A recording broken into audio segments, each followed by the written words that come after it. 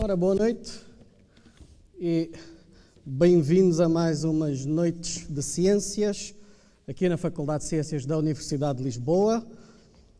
Eu pedi que pusessem aqui esta bola de cristal porque os astros conjuram no sentido positivo desta coisa.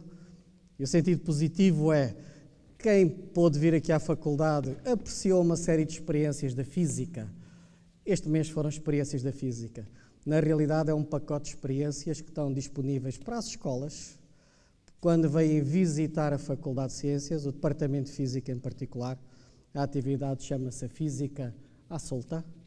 Portanto, as escolas podem pedir para vir, para estar a experimentar aquela quantidade de aparelhos que ali estão, mas há mais lá em cima que não trouxemos. São aparelhos pedagógicos que podem os alunos mexer, brincar, experimentar, medir. É a física à solta. Muito bem-vindos à faculdade. Professoras e professores, estejam à vontade para contactar o Departamento de Física, porque há muitas explicações atrás daquilo que foi visto. Portanto, este é um convite que fica não apenas para a física, mas os outros departamentos da faculdade também têm atividades deste género. São pedagógicas, são muito interessantes. Basta contactar a faculdade e pedir para ir ao departamento A, B ou C. Eu pus aqui isto porque com esta luz se calhar é mais possível ver. Temos um gás altamente ionizado e pondo assim simplesmente a magia acontece. E eu não estou a tocar. E a magia acontece. A lâmpada acendeu, não sei se é possível lá em casa estarem a ver isto. Obviamente é interessante, se eu puser a mão aqui, este lado fica apagado. Se eu puser a mão aqui, a lâmpada toda acende. Se eu puser ali, isto dá. Obviamente tudo isto é a força do pensamento. Yes. É a força do pensamento, é. Porque eu decidi com a mão segurar aqui e depois decidi segurar ali. O resto é física. Mas é giro, é giro. Portanto, isto é uma faculdade de ciências, ensinamos estas coisas e muito mais. Apareçam, tragam os vossos alunos, alunas, pessoas interessadas para aprender física, química, biologia, matemática, toda a ciência que se faz cá, são muito bem-vindos. Isto é um palco para aprender e para explicar a ciência. Ora, na nossa série de palestras, este mês, obviamente, será sobre o trânsito de Mercúrio, porque avizinha-se. Dia 9 de maio está aí e o objetivo é exatamente fazer a palestra sobre este tema, porque 9 de maio é uma segunda-feira, não irei aqui fazer uma palestra explicativa desta coisa toda, é dia de trabalho, ainda por cima é um fenómeno que dura 7 horas, como vamos ver, começa ao meio-dia e vai até às 7h30 da tarde, duvido que abandonem o serviço para estar aqui 7 horas ao telescópio a ver Mercúrio a andar devagarinho sobre o Sol, mas a oportunidade é essa. Irei também explicar que a faculdade e o observatório teremos telescópios nos dois lados para quem quiser passar por aqui. Mas as nossas atividades durante o mês estão na página da Faculdade de Ciências, estão na página e já temos programadas até ao final do ano uma coleção de palestras, já mais de facto que estão confirmadas. Aqui na página temos apenas a de 29 de abril de agora, 9 de maio.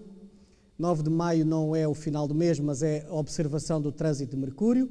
27 de maio é que é o final do mês e teremos a Patrícia Conde Moinho, que também ensina aqui, que é do LIP, que irá falar-nos sobre o bóson de Higgs. A propósito disso, deixem-me chamar a atenção que o Laboratório de Instrumentação e Partículas, que é o laboratório que congrega as pessoas que fazem investigação em partículas, foi criado há 30 anos e está a celebrar o 30º aniversário. É uma exposição itinerante, esteve no Norte, em Braga, dia 2 de maio começa aqui em Lisboa, na reitoria da Universidade de Lisboa. Há uma pequena cerimónia às 6h30 da tarde e estavam folhetos ali fora. Também está na página internet do LIP, a explicar o que é a exposição. Tem uma série de demonstrações que podem ser apreciadas. Também tem visitas guiadas durante a semana e é sobre partículas. É sobre partículas. Portanto, a exposição está do dia 2 ao dia 25, na reitoria da Universidade de Lisboa, depois seguirá para o Algarve, depois disso, mas para as nossas palestras de ciências, no mês de maio, vamos ter a palestra exatamente sobre o bosão de Higgs e teremos aqui a câmara cintiladora também, que está nesta exposição, estará aqui no próximo mês para poderem ver o que é que são estes sensores, estes detectores de partículas. Depois, aqui não é maio, aqui é junho. Em junho teremos o professor Jorge Relvas a falar sobre metais de alta tecnologia. É o professor atualmente diretor do Departamento de Geologia, irá falar sobre o que é que se faz hoje em dia com os metais e quais são as ligas, o que é que está a ser construído, o que é que está a ser explorado tecnologicamente. Portanto, ciência, e Jorge Buesca, em julho, que falar-nos-á sobre matemática. Ainda não me disse qual é o tema, mas ele em julho vem de um dos prémios europeus que são oferecidos. É uma espécie de previsão da medalha Fields do ano a seguir, de modo que será um tema sobre matemática do professor Jorge Buesco. Não está aqui na faculdade a lista a seguir, mas as palestras já estão todas tomadas até dezembro. Também não as sei de cor, não vou dizer-vos de cor, porque não sei. De modo que acompanhem, temos uma série de coisas interessantes para vos ir mostrando. A palestra desta noite é sobre o trânsito de Mercúrio e eu, obviamente, tenho que juntar aqui coisas do Sistema Solar. Porque na observação do trânsito, obviamente, está o Sol lá atrás e está mais informação, está o Sistema Solar. E o que é giro? O que é giro é que não há eclipses da Lua todos os meses, nem há trânsitos de Mercúrio e de Vênus todos os anos também. E a pergunta é porquê? É interessante. Se isto anda tudo à volta do Sol, não é? Todos os anos eu deveria de ver estes dois planetas alinhados com o Sol. Mas não acontece. Aliás, o próximo trânsito de Vênus é só, se bem me recordo, para 2117. Portanto, há que esperar uns anitos para aí. Não é muito, não é muito. Falta pouco, ok? Houve um há pouco tempo. E o próximo vai ser só para o próximo século, efetivamente. Trânsito de Vênus. De modo que há muita coisa. Irei falar sobre isso, destes detalhes. E talvez primeiro, para entendermos isto tudo, vermos o que é a formação de estrelas e de planetas.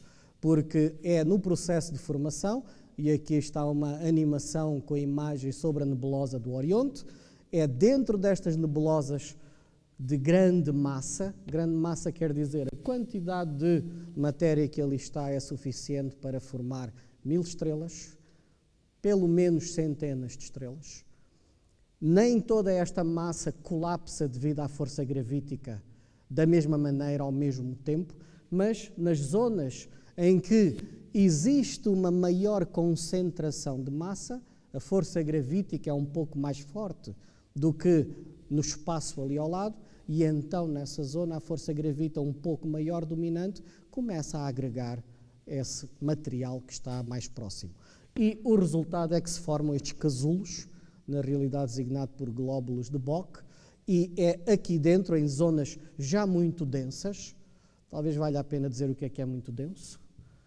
Ok, a atmosfera da Terra é muito densa, ou será que é pouco densa? Quando a gente fecha assim a mão,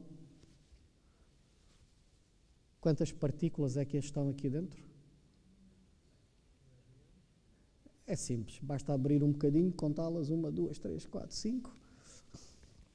E o número é simples. Toda a gente já ouviu falar do número de Avogadro, né? 10 elevado a 23 partículas, é um número muito grande, mas isso é para 22 litros de gás à pressão e temperatura normal. Aqui, se fecharmos 1 centímetro cúbico, tipicamente temos qualquer coisa como 10 elevado a 17, 10 elevado a 18 partículas por centímetro cúbico. É muita coisa. 1 seguido de 18 zeros é muita coisa. É que, neste ambiente aqui à volta, a quantidade de partículas por centímetro cúbico é para aí 1000, 10.000. Estão a ver a diferença? É extremamente rarefeito. E quando esta coisa colapsa e começa, na realidade, a agregar matéria devido à força gravítica, o número de partículas por centímetro cúbico dispara. E então vai atingindo os valores elevados de 10 elevado a 5, milhão, centenas de milhões, dezenas de milhões, e quanto mais isto colapsa, é lá no centro que se atingem as altas densidades que as estrelas têm no seu interior. Mas isto demora tempo. Entre passar desta fase extremamente diluída para esta zona de grande concentração, passa imenso tempo. Passa. O que é imenso tempo? Alguma aposta? A vida do ser humano? Milhões de anos? Milhares de milhões de anos? Que é gigas de anos? Centenas de milhões de anos? E a resposta é, tipicamente, a 10 à sétima, são dezenas de milhões de anos. Para formar uma coisa estilo Sol, este colapso gravítico demora, a ordem de grandeza é de 10 à sétima anos, dezenas de milhões de anos. Quer dizer, é um processo rápido. Isto é um processo relativamente rápido. Porquê? Estou a comparar isto com a idade do Sol. Uma estrela como o Sol, que é uma estrela pacata, tem um tempo de vida, dito erradamente um tempo de vida, mas tem um tempo de permanência nesta fase estável, esta fase em que está amarelinho e quentinho a dar bronze às pessoas na praia, é a fase estável, está na casa da dezena de gigas de anos. Ora, o giga é 10 à nona, está nos 10 elevado a 10 anos. Ora, em milhão de anos isto é 10 mil milhões de anos. E aqui estamos a falar apenas de 1. É só isso que estamos a falar. Daí eu ter dito que isto é uma fase rápida. O processo de colapso gravítico é rápido, efetivamente. É rápido. Mas é um processo caótico. É um processo caótico e observa-se ao telescópio. Esta foi a primeira fotografia feita a telescópio para ver a formação de estrelas. Isto é 1984. O que está a ser observado, a estrela está aqui, está tapada, a estrela já está formada efetivamente, está tapada para não ofuscar a radiação libertada pelo disco de poeira que ficou à volta da estrela, porque há de facto, nem toda a matéria colapsa para a estrela central, devido à rotação inicial que esta coisa tem. Parênteses, quem é que deu o piparote para aquilo ficar a andar à volta? Aham. Quem é que deu o piparote? Diz aí, anda. E agora? E a resposta é muito simples. Foi a vizinha do lado. A estrela vizinha do lado, isto tudo está em movimento, basta passar ao lado para puxar aquela quantidade de massa que ali está, puxa um bocadinho mais do lado mais próximo, puxa um pouco menos do lado mais afastado e induz uma pequeníssima rotação. Pequeníssima. Mas como isto colapsa para tamanhos infinitesimais, ok, vale a pena dizer o que é esta escala, o tamanho infinitesimal. O Sol, ou a distância daqui a Plutão, é infinitesimal com o tamanho inicial que aqueles glóbulos tinham. É que aqueles glóbulos inicialmente eram qualquer coisa com o tamanho do parsec. O parsec é daqui até à estrela mais próxima. É o parsec. Portanto, aquelas coisas inicialmente têm tamanhos de dezena de parsec. A estrela mais próxima, isto é o parsec, é o metro que mede a distância entre as estrelas, é o parsec. Aqueles glóbulos inicialmente têm tamanhos na casa do parsec ou da dezena de parsec. E quando isto colapsa, isto fica uma cabeça de alfinete. O que é a cabeça de alfinete? Se medirmos a distância à estrela mais próxima, não em parsec, que é 1, mas na distância da Terra ao Sol, que é chamada unidade astronómica, então a estrela mais próxima está a 270 mil. Estão a ver que é mesmo uma cabeça de alfinete. O processo de contração gravítica é tremendo. É tremendo. Qual é o resultado final nisto da rotação da estrela? É que esta massa inicial tem uma rotação extremamente lenta, mas depois faz o mesmo que a bailarina. Quando fecha os braços, a velocidade de rotação aumenta. Sorte das sortes, é isso que faz os planetas andar à volta da estrela. É isso. Chama-se isto a conservação do momento angular. Quem brincou ali fora com o giroscópio, quem brincou ali fora com a cadeira e sentir a rotação, sentiu o que é a conservação do momento angular. São as leis da natureza. Portanto, E então, a maior parte da massa que ficou concentrada na estrela, mas sobrou um resquício pequenino. Sobra sempre, ou quase sempre, um resquício pequenino, que é este disco achatado que fica ali à volta. É deste disco achatado que se formam posteriormente estrelas. E isto é observado. Portanto, reparem, em 1984 foi o primeiro telescópio para ver o calor emitido pelo disco de acreção à volta daquela estrela, a estrela Beta na constelação de Pictor. Pictoris é o genitivo no latim, Beta Pictoris quer dizer Beta da constelação Pictor, é o Pictoris. Esta outra estrela, a Fomalhaut, também tem um disco de material à sua volta e isto já foi há uma série de anos, 2004, 2006, há aqui 2 pontinhos que estão em órbita à volta do resto do material do disco protoestelar. Portanto, já tem aqui 2 candidatos a protoplanetas, ou 2 protoplanetas. A questão é se subjarão os 2 ou apenas ficará um, porque o maior provavelmente irá aglutinar o outro. Agora, quanta matéria, quanta massa é que ele está a comparar com a estrela inicial? E a melhor comparação é olharmos ao sistema solar.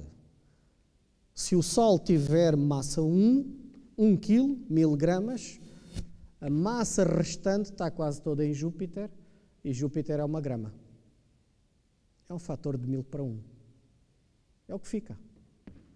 Portanto, quando esta coisa toda colapsa, a estrela central absorve a maior parte da massa e os restos que não caíram por conservação de momento angular podem então evoluir e formar planetas, mas ficam de facto estruturas pequenas em relação à estrela. E o que aqui está é uma simulação com as leis da física, de uma estrela que já está central, tem um disco em rotação à sua volta, são as leis da física a jogar, as leis dos gases, as leis da atração gravítica e, efetivamente, a força gravítica consegue ir juntando, agregando massa nos locais que, por acaso, ficaram com um bocadinho mais de partículas por centímetro cúbico e começam a aglutinar o material. É interessante ver que este é um processo altamente dinâmico. Reparem que há pontos protoplanetas que, ao passar ao pé de outros, desfazem-nos. Não sei o que é que irá acontecer a estes 2, sobreviveu. Este aqui já se desfez o outro. De modo que fazer previsão acerca de, numa estrela que se está a formar, quantos planetas é que irá ter e a que distância é que eles ficam, é uma tarefa impossível. É uma tarefa impossível porque depende tudo das condições iniciais da nuvem, das outras estrelas que passam ali à volta, como é que perturbam esta coisa, e o resultado final, ninguém sabe. Isto para dizer que temos o sistema solar que temos e ficou assim. Ninguém consegue fazer uma previsão porque é que o sistema solar ficou com os planetas que tem e com as órbitas que tem. Não é possível fazer essa previsão.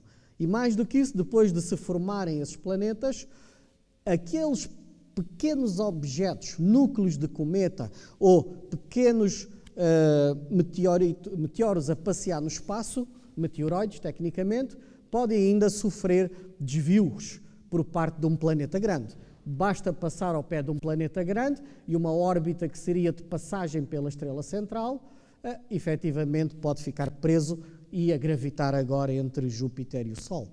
Por exemplo, a família de cometas jupiterianos foi formada por um processo destes, assim como este mesmo processo serviu, imaginem que o processo de passagem dispara isto para uma órbita ainda mais longínqua. E então criou-se a nuvem de Oort por um processo destes. Processo de dissipação, processo de atirar estes corpos que estavam a gravitar ainda no sistema solar. Pode-lhes acontecer 3 coisas. Efetivamente, a primeira é ser absorvido pelos próprios planetas, que deu bombardeamento há 3,8 ou 3.800 milhões de anos atrás. Foi quando os planetas do sistema solar foram cravejados pela grande quantidade destes objetos que ainda estavam no espaço e ficaram cheios de crateras. Só se vê, obviamente, nos planetas que não são gasosos, não é? Vemos as crateras marcadas, vê-se nas luas de Júpiter, nas luas de Saturno, estão lá as crateras, naqueles que são gasosos não ficaram vestígios alguns. Na Terra também ficaram, mas a dinâmica atmosférica terrestre foi limpando grande parte desses vestígios. Não todos, mas alguns. Portanto, a primeira parte é embaterem e serem comidos, aquece os planetas, faz aumentar um pouco a massa, a outra é serem disparados para longe. Estou a contar esta história toda porque isto também afeta a órbita destes próprios planetas. E a força que eles fazem uns sobre os outros, na realidade, vai modelar posteriormente as órbitas em que estes objetos ficam. E a órbita de Júpiter também tem uma evolução dessas. Está extremamente próximo do Sol e, por causa disso, a sua órbita foi-se adaptando à força gravítica extrema solar e, por causa disso, está inclinado. A situação inicial do Sistema Solar era a sequência Júpiter-Saturno e depois não era Urano e Neptuno, mas seria ao contrário. Seria ao contrário, Urano na ponta.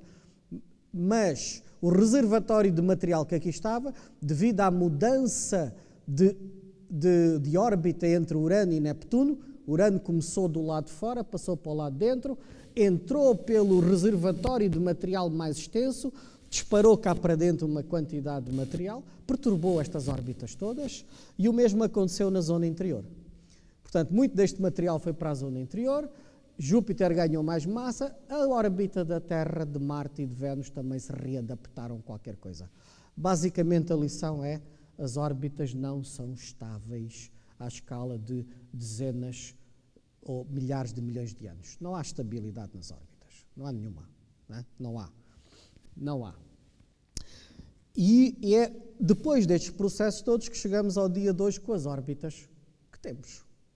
Na realidade, o Sistema Solar que hoje vemos é esta evolução dinâmica das órbitas todas. Há pessoas a fazer investigação sobre o que é que vai acontecer à órbita de Vênus daqui a uns tempos.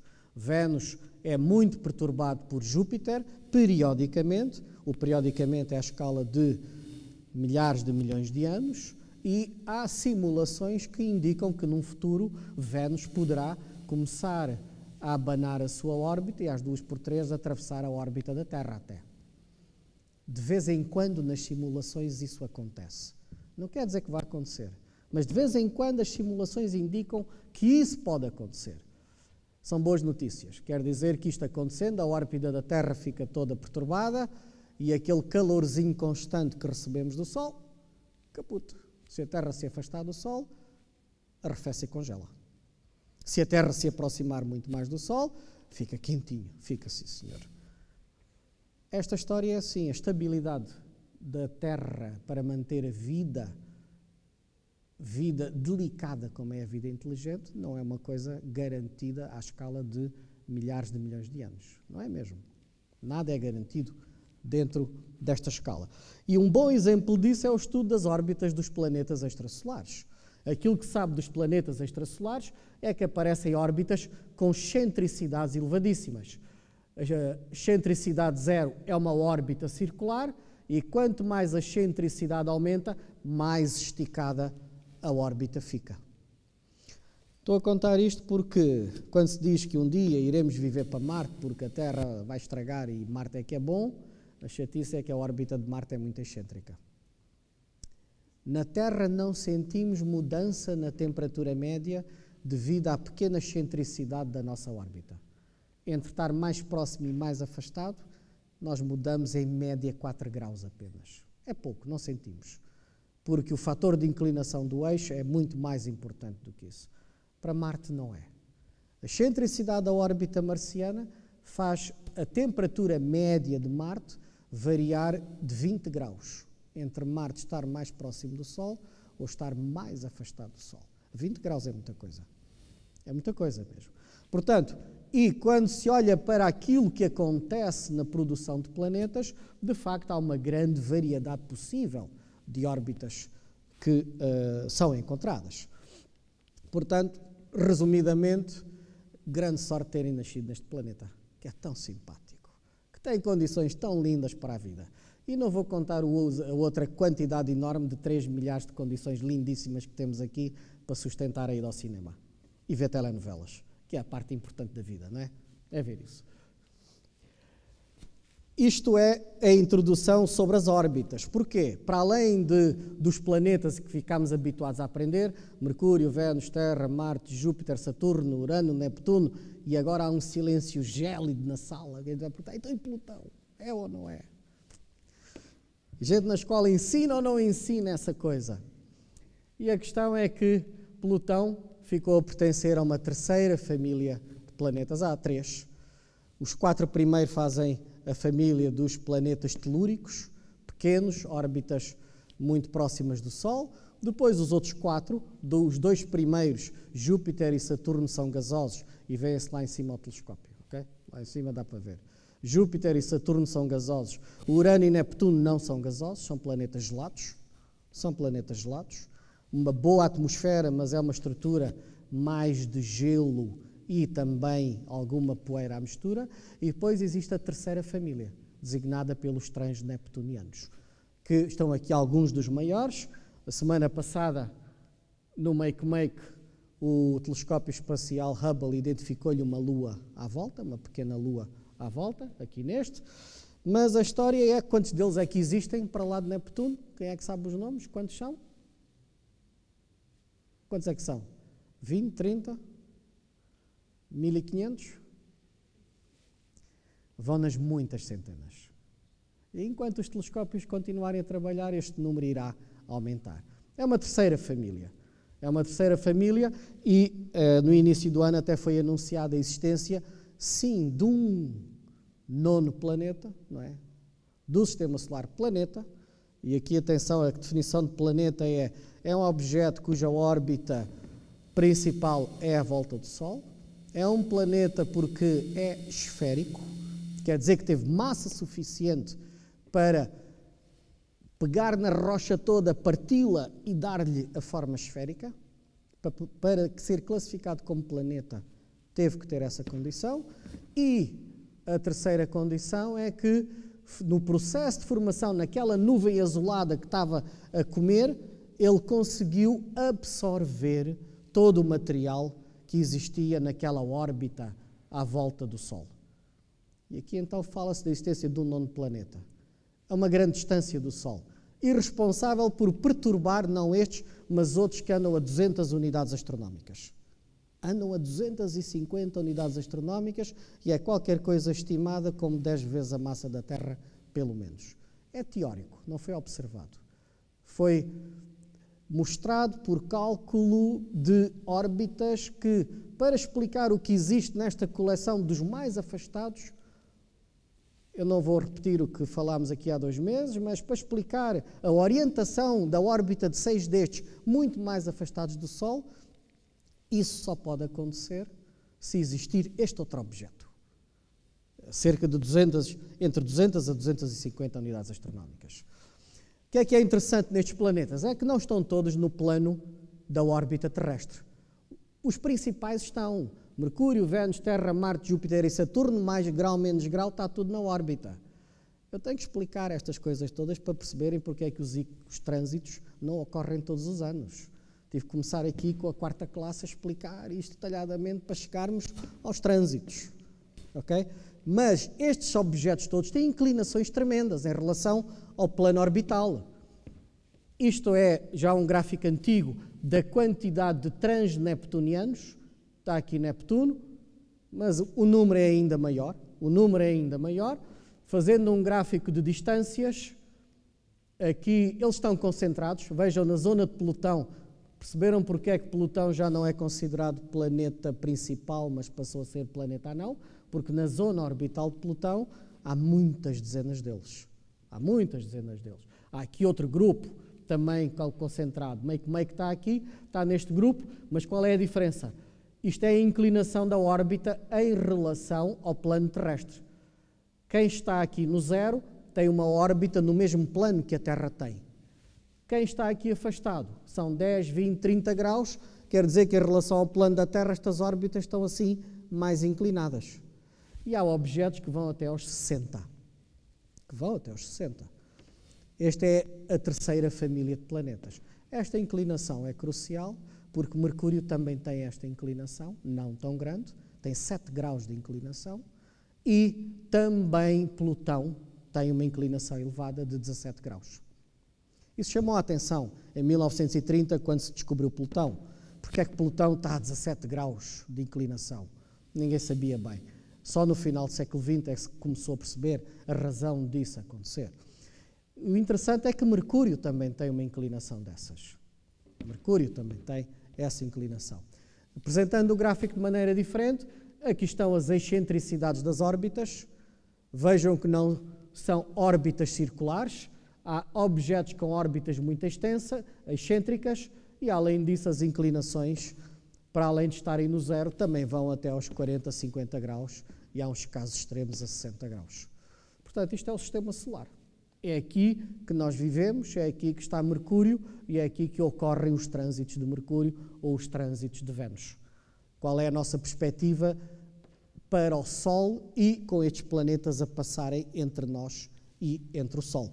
É que temos que jogar com estes fatores todos para perceber porque é que não acontece todos os anos, ou então justificar também porque é que a Lua não faz eclipse do Sol todos os meses. Se a Lua anda à volta da Terra, porque é que não é todos os meses que tapa o Sol, e porque é que não é todos os meses que entra na sombra da Terra e fica eclipsada? E a resposta é muito simples, é porque a órbita da Lua está inclinada de 5 graus.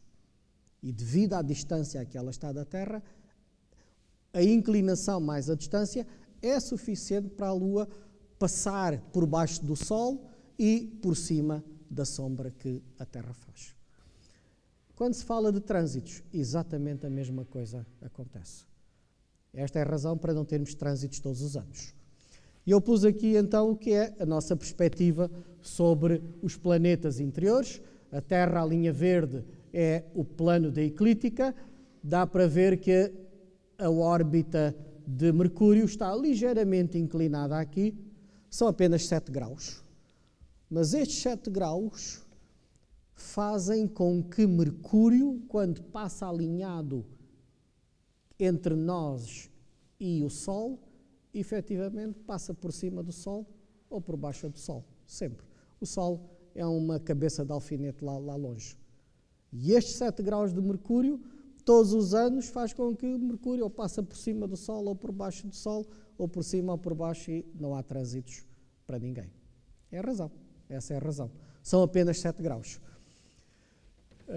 Aqui talvez se veja melhor, aqui está a verde a órbita da Terra e aqui inclinado a órbita do planeta Mercúrio. Alguém reconhece isto? Estrelinhas ali na ponta? São as Pleiades, constelação do Touro, ou as 7 Irmãs. Se virmos agora o plano pintado do Sistema Solar, temos muita luz na sala, mas não dá bem para ver. Isto no início de abril. Ora, a Terra está aqui, ali está o Sol, e Mercúrio estava do lado da órbita, subido em relação à órbita terrestre. Ligeiramente subido. Mas bastou, ou vai bastar este mês, para Mercúrio, que anda mais rápido à volta do Sol do que a Terra anda, basta apenas um mês para Mercúrio posicionar-se entre o Sol e a Terra, mas exatamente numa situação que é passar mesmo direcionalmente entre o Sol e a Terra. O que é que acontece? É uma questão de planos. A maior parte das vezes, vou voltar atrás, na maior parte das vezes, quando Mercúrio está por cima do plano orbital da Terra, imaginem, está aqui o Sol, está aqui Mercúrio deste lado e a Terra está ali. Está Sol, Mercúrio e Terra. E então Mercúrio não está a passar em frente ao Sol. Isto é o que acontece a maior parte das vezes. O que vai acontecer agora no dia 9 é simplesmente a coincidência de quando Mercúrio está a passar pelo plano da eclíptica, acontece que a Terra está exatamente alinhada com Mercúrio. Ora, isto não acontece todos os anos. Não, não acontece. Tem a ver com muitos fatores. Tem a ver com o período orbital de Mercúrio, com o período orbital da Terra, com os ângulos que eles têm e com a precessão das órbitas também, com o período de precessão das órbitas. Portanto, de vez em quando acontece, mas não é sempre. Não é todos os anos que isso acontece. Em 2004 tivemos algo parecido com Vênus. Este foi o trânsito de 2004. Fizemos também uma grande sessão no observatório. Andámos a medir os instantes em que Vênus toca no limbo solar. Foi giro, porque participámos numa campanha internacional para medir com a hora certa o instante em que Mercúrio toca aqui, depois toca pelo lado dentro, atravessa isto, toca ali, começa a sair e depois toca do lado de fora, faz o último contacto. Já vou explicar porque é que isso é importante. É que a medição da distância da Terra ao Sol utiliza estes dados. A importância de medir os instantes dos trânsitos, quando eles acontecem, ao longo do planeta Terra, foi utilizado sempre para medir com grande exatidão a distância da Terra ao Sol em milímetros. Milímetros é que é, não é? Toda a gente sabe a distância da Terra ao Sol em milímetros. Não. Mas é que já sabe até o milímetro. E esta, hein? Obviamente a distância é média, porquê? Porque, sendo a órbita uma elipse, há uma distância máxima e há uma distância mínima. A média entre a máxima e a mínima designa-se pelo semi-eixo maior da elipse e é esse valor médio que se designa por unidade astronómica. Portanto, esse é o valor que é medido, é a unidade astronómica. E utilizam-se estes instantes. Ora, Mercúrio vai ficar assim. Mercúrio vai ser isto. Isto é uma fotografia real do trânsito em 2006. Agora temos outra em 2015. 2016. E este é o tamanho de Mercúrio. Vejam a diferença entre Vênus e Mercúrio. Ok, tirar dúvidas. Se eu comprar um daqueles óculos para ver o Sol, vou conseguir ver isto? E a resposta é, não vai. Ou tem visão de raio-x de super-homem e telescópios instalados no globo ocular e consegue ver aquilo, mas ninguém tem. E a resposta é, a pupila humana não consegue ver detalhes tão pequenos assim. Não consegue. De modo que a mensagem lá para casa, quem nos ouve, segue na internet e para todas as pessoas aqui é, nem pensa olhar para o Sol porque a vista humana não dá. E qual é o problema? São os milímetros que temos na nossa pupila. É um telescópio com apenas 7 milímetros de diâmetro. Aqui, durante o dia, com a luz do Sol, será qualquer coisa ainda mais pequena, cerca de 4 milímetros ou 5, com muita sorte, tipicamente 3 ou 4 milímetros, e é um telescópio tão pequenino que não consegue diferenciar. Se pintássemos outro Mercúrio aqui ao lado, o olho humano diria, vejo nada. Nada. De modo que, resumidamente, não apontem, não olhem para o Sol diretamente, porque a vista humana não consegue ver isto. Mas eu tenho lá em casa aqueles óculos de ver o Sol.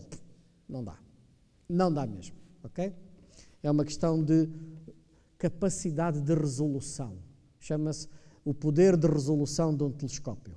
Contrariamente àquilo que ficou na informática de chamar resolução ao número de pixels que as coisas têm, quantos milímetros é que têm, chama-se isso a resolução. Esse não é o conceito de resolução, isso é apenas a quantidade de pixels. Dar um exemplo. A imagem Full HD é de 1080 por 1920. É a quantidade de pixels que tem. E um ecrã Full HD de 12 polegadas tem essa quantidade de pixels, e se este ecrã aqui fosse Full HD, teria exatamente a mesma quantidade de pixels. Exatamente a mesma quantidade de pixels. Os 1920 por 1080. Resolução não é isso. Resolução é, na realidade, o tamanho de cada pixel a comparar com aquilo que a vista humana consegue fazer. E os telescópios fazem isso. Portanto, Quando eu digo que o olho humano não tem resolução para ver aquilo, é porque o olho humano não conseguirá distinguir dois pontinhos destes lado a lado. Diz, vê ali um borrão e eu não percebo o que é que ali está. Neste caso, não veria sequer este pintinha preta. Não daria sequer para ver isso. É a resolução. Depois, se quiserem no fim perguntar porque é que para os telemóveis ficou a coisa de resolução, eu conto a história. Mas é uma terminologia efetivamente errada. Ok, e o que é que vamos ver então? Eu decidi pôr aqui coisas que nós vamos ver. Tem uma fotografia do colega, o professor Pedro Ré, que é um grande astrónomo amador, faz imensa coisa e muita observação, já com fim científico também. Ele é biólogo marinho. E são fotografias giras do Sol, são manchas solares, iremos ver manchas solares, I hope. Estamos no máximo da atividade solar, já irei falar isso, de modo que não confundam isto com Mercúrio. Qual é a diferença entre Mercúrio e uma mancha solar? Estão a ver o aspecto? Veem a diferença? Mercúrio é um pontinho muito bem delimitado, muito bem definido. As manchas não são. São irregulares e até têm zona de umbra e zona de penumbra e distingue-se muito bem aquilo que é Mercúrio daquilo que é uma mancha solar. Mas é interessante, garantidamente que iremos ver. Ontem tivemos aqui o dia aberto da Faculdade de Ciências, montámos os telescópios lá fora para ver o Sol. A miudagem toda que veio cá das escolas pôde espreitar pelo telescópio e ver as manchas solares. O Sol está com uma boa quantidade de manchas solares, mudam de dia para dia e o Sol vai rodando e espero que dia 9 possamos também ter aqui esse tipo de observação do Sol. Com o telescópio que está em cima no telhado a ver Júpiter e Saturno, não são de ontem, mas foi de um dia desses há 2 anos que eu fiz isto com o telemóvel no telescópio, que eles estão ali no telhado. Portanto, isto é encostar o telemóvel à coisa e dá para fazer uma fotografia destas. Ver a estrutura do Sol. Isto vê só o telescópio. Portanto, se tivermos aqui Mercúrio, aparece mais um pontinho um pouco maior do que este, mas com uma definição melhor do que aquilo e que será o planeta Mercúrio. Ok? Portanto, para observar Mercúrio é, na realidade, necessário um telescópio que aumente a imagem, tenha boa qualidade e, obviamente, tenha um filtro solar para retirar a maior parte da luz. Eu não pus aqui imagens, tenho lá um slide no fim. Os filtros solares nos telescópios deixam passar 1/100º de milésimo da luz do Sol. São espelhos. São espelhos à frente do telescópio que a maior parte da luz é refletida, não entra no telescópio e aquilo, a quantidade que entra é 1/100º de milésimo da luz solar. E aí sim é possível fazer a observação com o telescópio. E atenção que os filtros têm que cortar não apenas a luz visível, mas também os ultravioletas e os infravermelhos.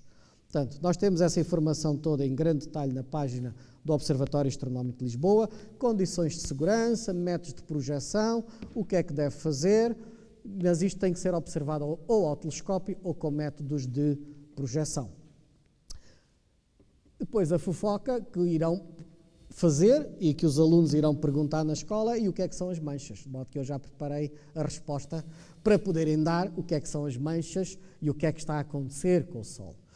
O Sol tem um campo magnético forte, o Sol é uma massa gasosa ionizada, totalmente ionizada, quer dizer que são partículas elétricas que estão em movimentação e criam um campo magnético. Muitas vezes fica desordenado, mas tem um ciclo em que as linhas de campo se ordenam. Na realidade é um campo estilo ímã, é um campo dipolar, um polo positivo, um polo negativo, e consoante o Sol vai rodando, estas linhas vão ficando esticadas. A rotação do Sol é lenta. O equador do Sol demora cerca de 31 dias a dar a volta, 27 dias a dar a volta, e nos polos demora cerca de 31 dias. Uau, porquê? Porquê é que isto é diferente? Porquê é que não anda todo o gás exatamente à mesma velocidade? Tal como na Terra, não é? A rotação da Terra é de corpo rígido. O tempo de rotação no Equador é exatamente o tempo de rotação nos polos. Nas estrelas não é. E não é porque é uma estrutura gasosa Não há uma ligação física entre a massa gasosa que está no Equador e aquela que está nos polos.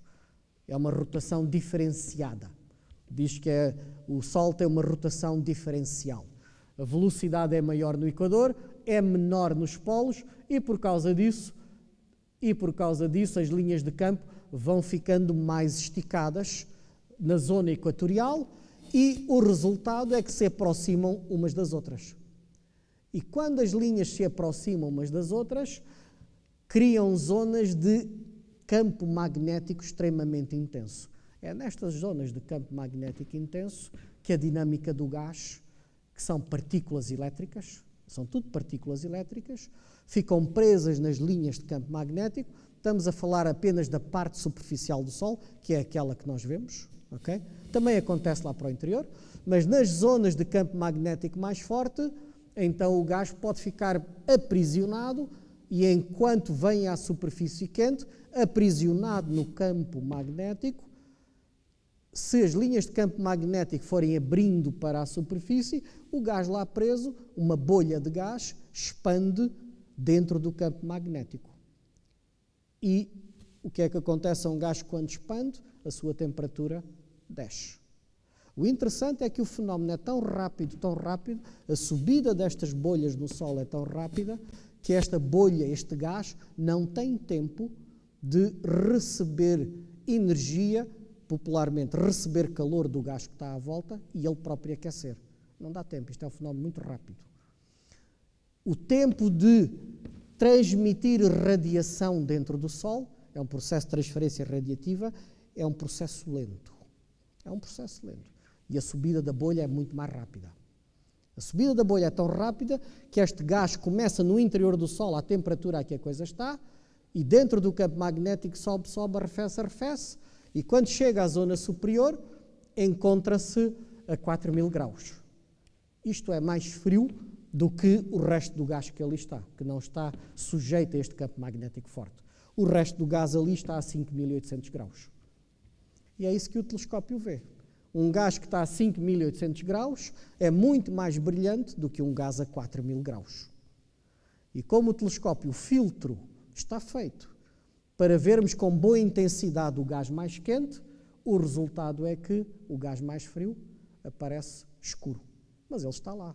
Aquilo não é um buraco, aquilo é gás extremamente frio. Até apetece pôr lá as mãos porque são apenas 4.000 graus. É só isso. É só isso, ok? E isto é um magnetograma ao longo de uma rotação do Sol, onde as cores representam zonas de polo magnético positivo e polo negativo, e a mensagem aqui é que à superfície do Sol há sempre zonas em relação à superfície, que é um conceito que está errado, mas eu vou dizer, há zonas, o campo magnético sai de um lado e entra do outro. E entra do outro, porque as linhas de campo magnético fecham-se sobre si próprias. Quem sabe da física, eu vou deixar uma pista, é a divergência de B é igual a zero. Aprendem-se aqui essas coisas, é muito giro para explicar isto. É física, está aqui. Como é que sabemos que aquilo tem campo magnético? É simples. Manda-se os alunos do primeiro ano ao Sol fazer a medição do campo magnético e da temperatura. Já saíram há 10 anos e não voltaram ainda, vamos à espera que voltem. Alternativamente, viram os espectros lá fora no espectroscópio? Houve uma coisa que não viram, que não dá para fazer ali, que é sujeitar aquele gás que está na lâmpada, quente, que está a ser ionizado, sujeitá-lo a um campo magnético forte. E quando o gás fica sujeito a um campo magnético forte, os níveis de energia dos eletrões mudam devido ao campo magnético. E então as riscas de transição alteram o seu valor, por causa da existência do campo magnético. E é o que se vê quando se faz um espectro do gás do Sol, que vem de uma destas zonas de campo magnético intenso. Portanto, isto é a risca de um átomo na zona em que não há campo magnético forte, mas quando se entra no campo magnético forte, o mesmo átomo que está na zona mais intensa mostra a presença do campo magnético, porque a energia eletrónica alterou-se. E aquilo dobrou, triplicou. Portanto, é assim que se mede a presença do campo magnético forte nas estrelas. O Sol é fácil, para as outras estrelas também se faz isto. Medir que a zona das manchas está associada a um campo magnético fortíssimo. Claro que ver o trânsito, a pessoa não pensa nisso, mas é conversa gira. Estás a ver aquela mancha? Sim, aquilo é a zona de campo magnético forte. É o que está a acontecer. Chama-se isto o efeito de Zeeman. O efeito de Zeeman. E ora, as manchas também têm dinâmica. O telescópio solar sueco faz fotografias destas lindíssimas, em que se vê, o que se está a ver aqui é o gás mais frio, a zona da penumbra, e esta dinâmica que ali está não são mais do que as bolhas de convecção à superfície do Sol a virem a tocar a superfície, que é um conceito errado, a tocar a superfície e depois arrefecem e mergulham novamente. Portanto, esta é a dinâmica contínua que o Sol tem à superfície. Designam-se pelas células de convecção. Se o dia estiver bom ao telescópio, quase que é possível ver estas coisas a olho. Atenção, quem tenha um bom telescópio, um bom filtro, de boa qualidade óptica, quase que é possível, não com este detalhe, mas vou mostrar-vos as fotografias anteriores do Sol. Estão a ver esta periferia que aqui está a começar a mostrar aquilo. Isto consegue-se ver a olho num dia bom. Não se vê exatamente as células de convecção, mas começa a mostrar que há estruturas à superfície do Sol. Portanto, se tiverem um bom telescópio, apreciem durante o trânsito, porque são 7 horas, comecem a apreciar as estruturas que existem à superfície da nossa estrela.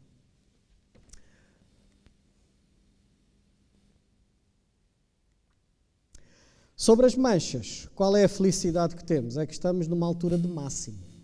As manchas no Sol aparecem com uma periodicidade de 11 anos. Porquê? Por causa do campo magnético, a dinâmica do campo magnético. Com o passar da rotação, as linhas de campo aproximam-se uma das outras, localmente criam zonas de grande intensidade de campo. É nessas zonas no Sol que surgem as manchas. Isto em termos de latitude é assim, as manchas aparecem nas latitudes entre menos 30 e mais 30 graus. Não aparecem para cima. Há campo magnético, mas não é suficientemente intenso para criar o tal fenómeno físico. Só a partir das latitudes entre menos 30 e mais 30 é que as manchas aparecem. E com o passar dos anos, estas latitudes vão apertando para a banda equatorial. Depois aí, a partir dos 10 graus, aquilo fica tão intenso que se desfaz e não há novamente condições para haver funis de campo magnético forte. E quanto tempo é que isto demora? Aqui são os gráficos da quantidade de manchas solares que aparecem ao longo do ano e estão a ver a forma que esta coisa tem. Vai a zero, depois tem um ano de máximo, depois desaparece, depois tem um ano máximo. Isto dá um período médio cerca de 11 anos. Não é um período matemático, porque o fenómeno é um pouco caótico. Nós estamos atualmente a viver o período 24 desde de quando se começou a contabilizar a atividade solar contando manchas, e 2015 foi o máximo. Na realidade, esta é a previsão. Tivemos um máximo aqui em 2015, final de 2014, princípio de 2015, e agora estamos em 2016, mas ainda há muita atividade solar. Estas são as boas notícias, que o que se espera é que no dia 9 de maio, ao telescópio se possam ver também manchas, ok? Uma atividade que pode ser feita é contar as manchas para contribuir para pôr aqui mais os pontinhos em maio de 2016. Vou chamar a atenção sobre o clima, porque este, entre 1650 e 1720, é chamado o mínimo de Maunder, e o planeta arrefeceu. Foi uma mini idade do gelo, em que aqui na Europa os grandes rios ficaram todos congelados. Aliás, há uma série de artistas que pintaram quadros com o Sena e com o Tamisa completamente congelados durante anos, em que as pessoas viviam em cima do gelo e faziam feiras e faziam brincadeiras. Esteve completamente congelado, mesmo. Portanto, é o mínimo de Maunder. Também é interessante notar que isto tem aqui uma certa flutuação e agora estamos em decréscimo. Na realidade, a atividade solar tem vindo a diminuir. Não sei exatamente quando é que vai ser o mínimo, ainda vamos esperar aqui mais uns anos, a atividade solar vai reduzir ainda mais, depois irá recuperar novamente, mas isto tem pequenas implicações sobre o clima que se vive aqui na Terra. Portanto, o clima da Terra, o motor que força a coisa toda é a energia que recebe do Sol e sentimos essas pequenas variações.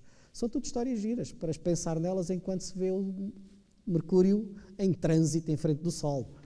Tem muita física, é linda, astrofísica.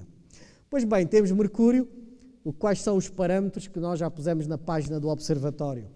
É um fenómeno muito prolongado, tem 7 horas e meia de duração, vai fazer o primeiro contacto com o Sol às 12 horas e 12 minutos e 40 segundos, isto é específico, minutos e segundos para Lisboa, ok?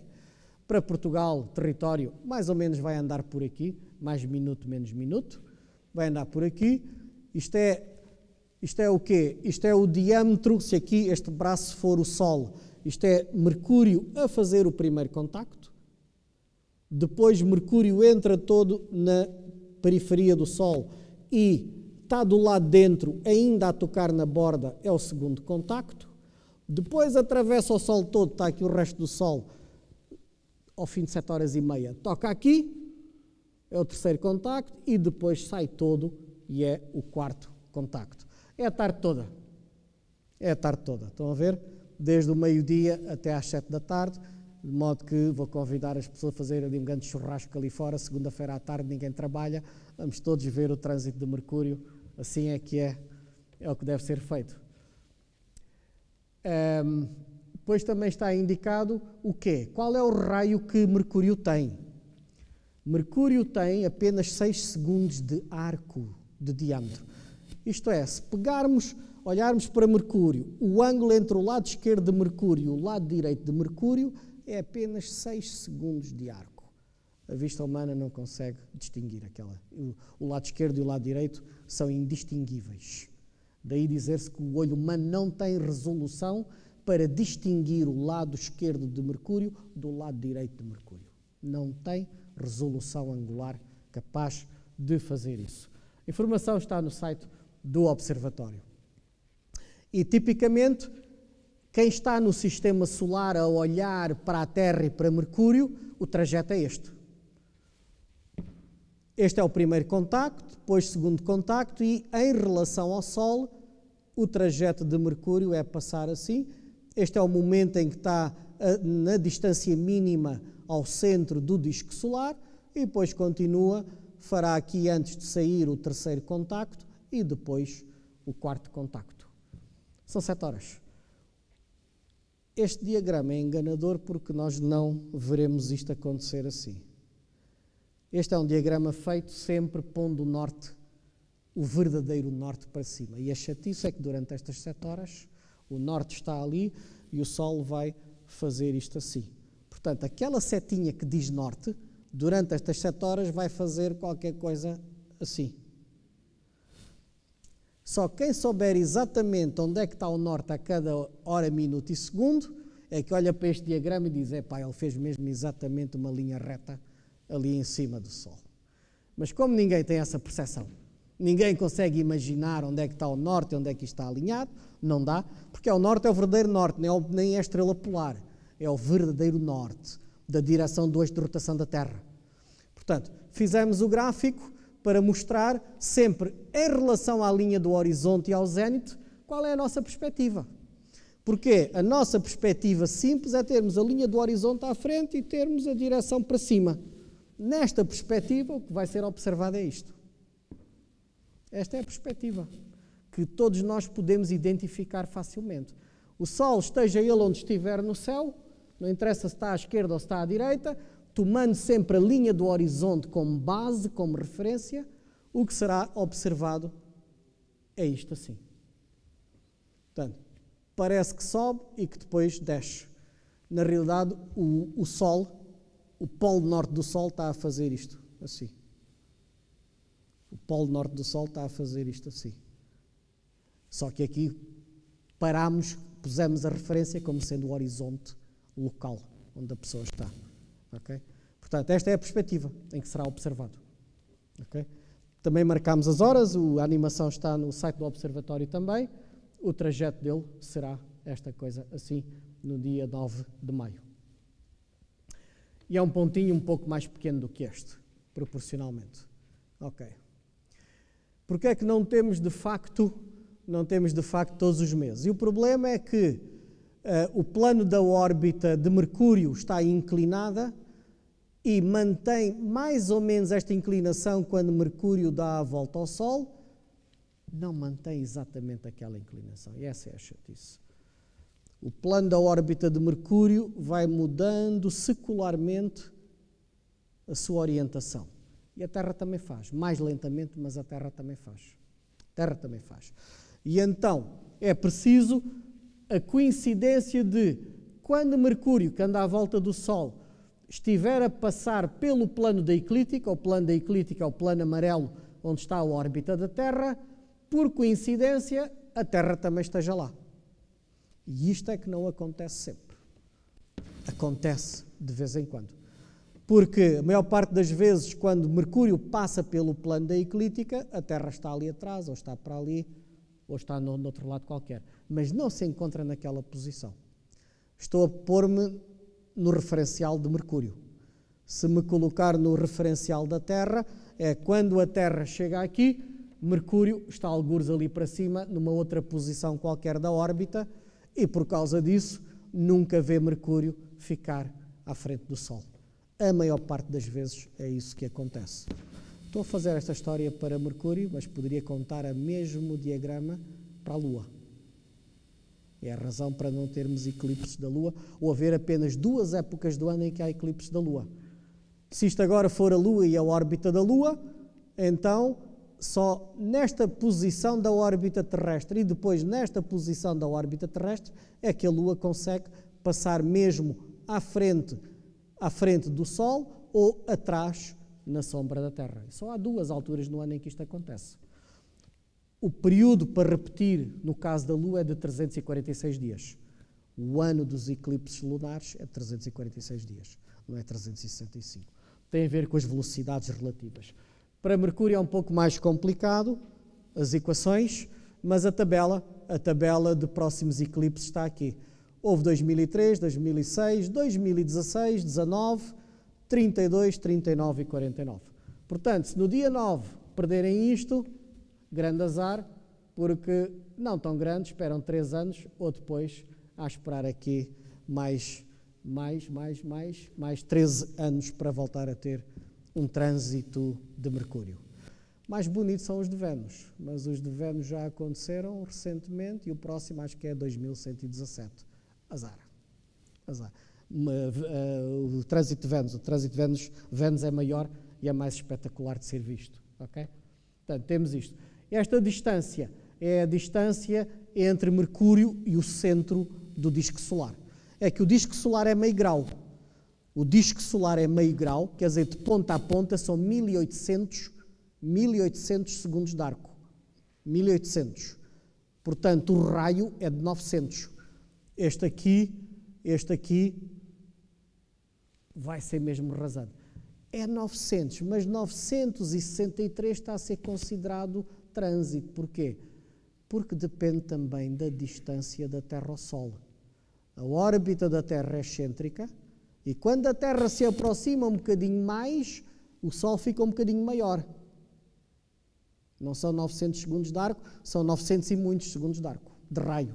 E então este vai ser um eclipse rasante. De modo que quando se faz estas contas é necessário entrar com estes parâmetros todos. Ok? Portanto, teremos isto. Coisas interessantes sobre a órbita de Mercúrio. Mercúrio foi uma das 3 provas de que a teoria da relatividade geral era mesmo correta. Mesmo.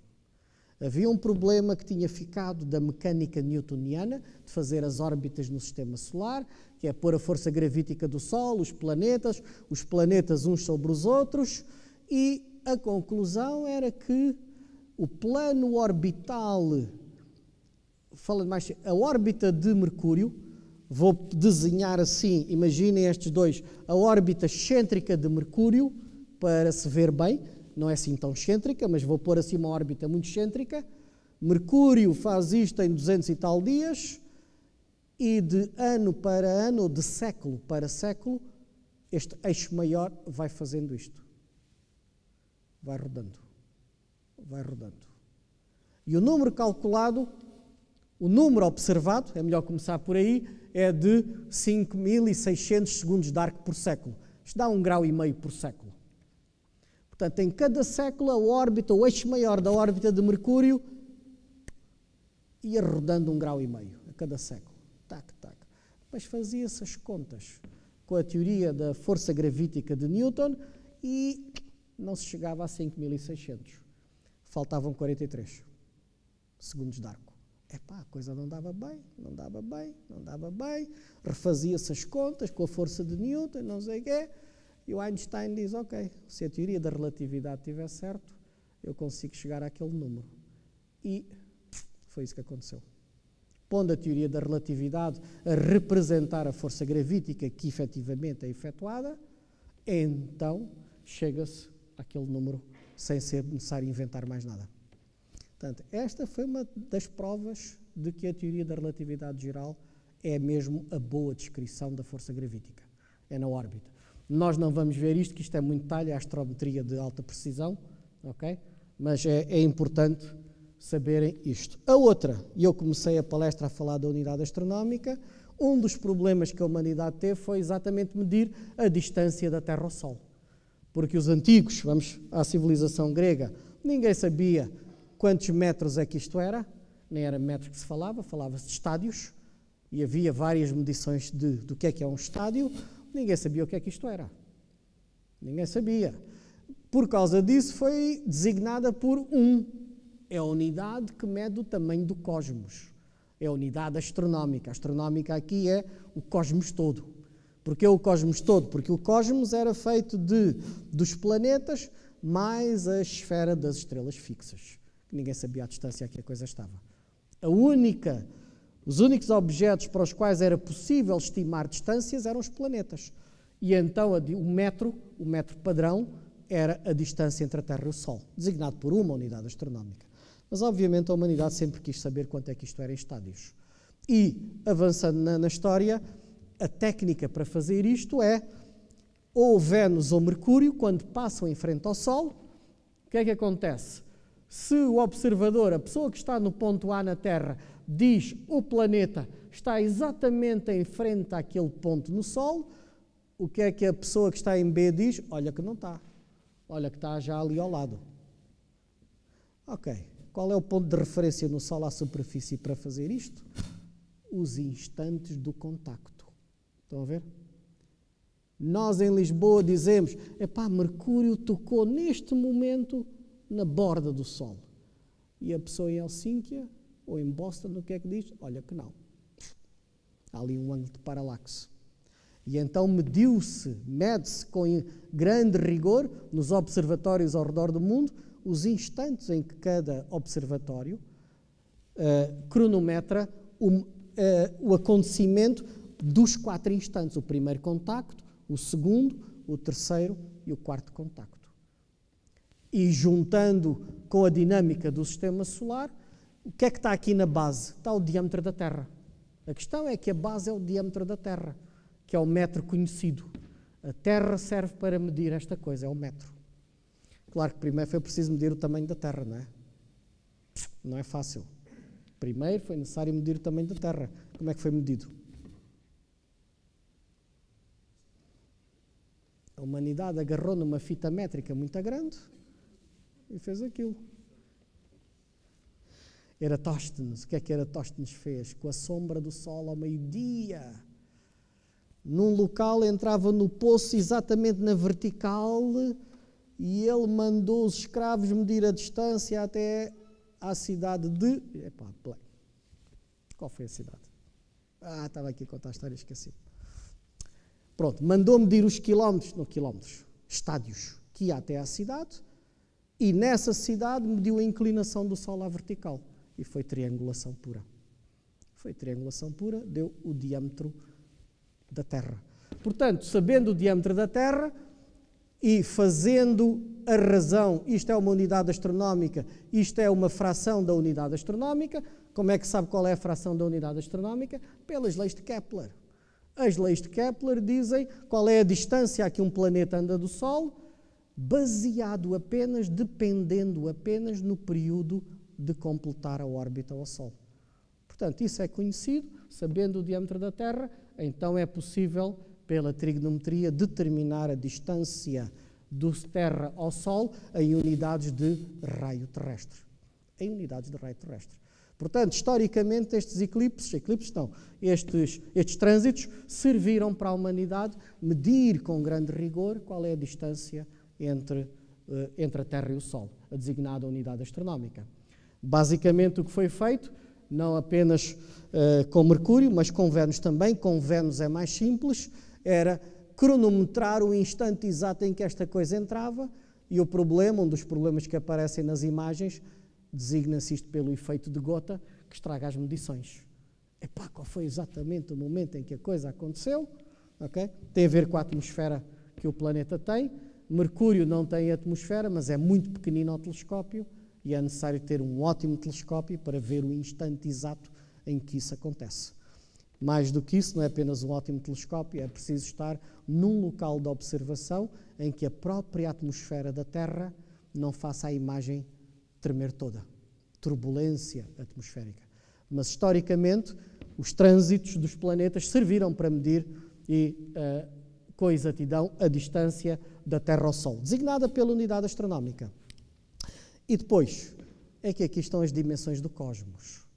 É que depois faz-se a mesma trigonometria para as estrelas. Historicamente, a humanidade fez isso também. Baseado em quê? Muito mais longe está uma coleção de estrelas que não se mexe.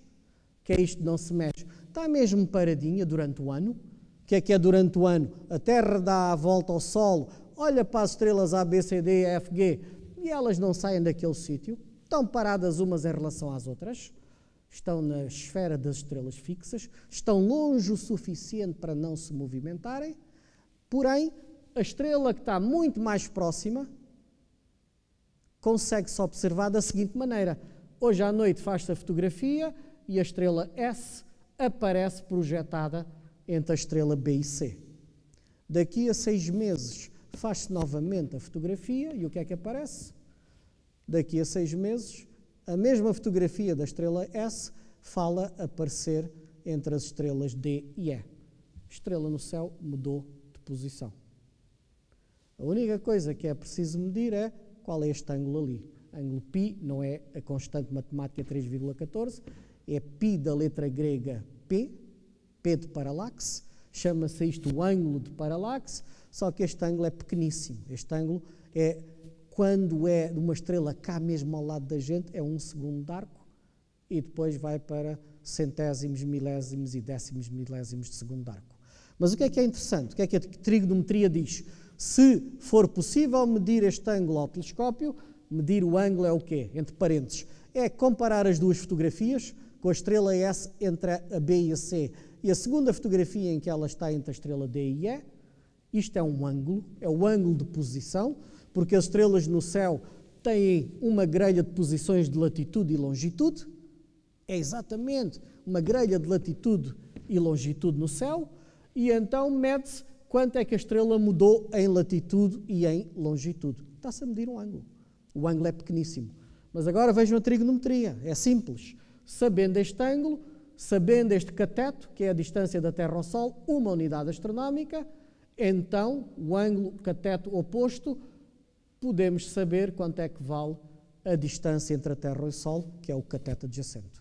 É a tangente do ângulo que está em jogo. Chama-se isto a técnica de paralaxe, e então a distância entre o Sol e a estrela aparece em unidades de unidade astronómica, em múltiplos de unidade astronómica. Isto para dizer o quê? O que a astronomia mede naturalmente são estas distâncias, múltiplas da unidade astronómica. A astronomia mede isto ao telescópio. O ângulo, e aí inventou-se a designação do parsec. Parsec é, na realidade, é a junção de duas iniciais. Par de paralaxe de 1 segundo de arco. 1 parsec é a distância a que a estrela S deve estar para que este ângulo aqui seja exatamente 1 segundo de arco. Equivale a 206.265 unidades astronómicas. Tão simples quanto isso. Qual é a importância disto? É que medir a distância à estrela por este processo, que é trigonometria simples, não depende dos modelos físicos da estrela. Se ela é feita de hélio, ou se é de hidrogênio, ou seja, não tem a física atrás. É trigonometria pura. Portanto, o parsec está relacionado com a unidade astronómica e depois o parsec é medido para as galáxias mais próximas. Quer dizer o quê? A nossa medição da unidade astronómica controla a medição do parsec e o parsec é que faz a escala do universo. Nós depois gostamos de usar, por causa dos telemóveis, as distâncias em tempo de comunicação, que é o ano-luz. Quanto tempo é que demora a enviar o SMS daqui até Andrómeda? Eu tenho amigos em Andrómeda e quando lhes enviam SMS, demora 2,3 milhões de anos a lá chegar. Estou à espera da resposta ainda, mas há de lá chegar um dia. Há de lá chegar.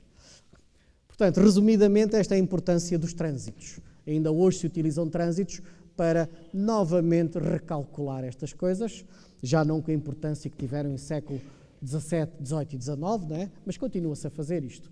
Cuidados na observação, últimas palavras. É que não é possível observar o trânsito de Mercúrio por processos oculares e com filtros solares diretos. Não se pode, ok?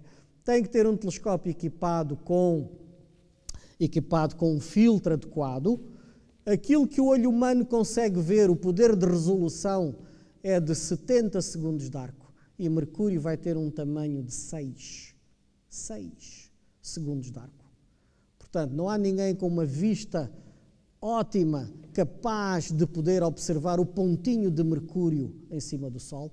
É impossível completamente. Portanto, não esforcem a vista, não dá. Precisam de um telescópio mesmo.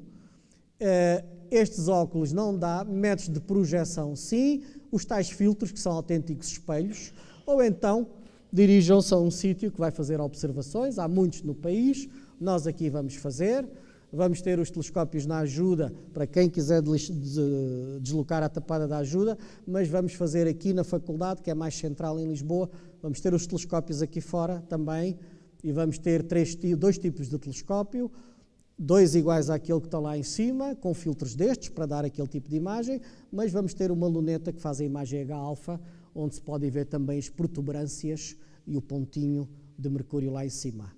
Só pedimos ao São Pedro é que não esteja nublado nesse dia. Ok, acabou e obrigado pela vossa atenção.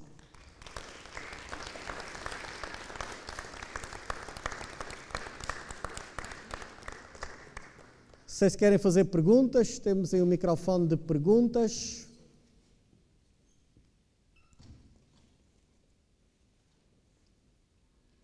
Carlos, ia dizer alguma coisa?